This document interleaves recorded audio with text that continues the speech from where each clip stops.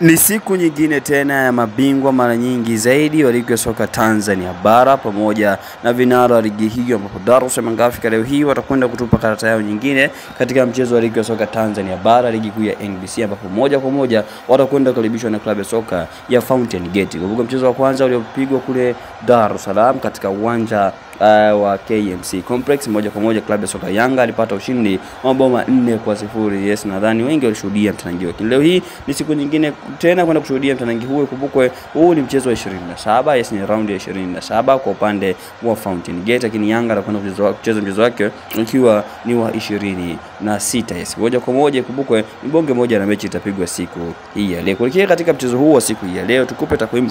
Kwanza mchezo huo unatarajiwa kuanzia majira saa 10 kamili katika majira ya Afrika Mashariki na Kati. Moja kwa moja ni mchezo wa ligi ya soka Tanzania bara leo hii tarehe 21 mwezi wa 4 mwaka 2025.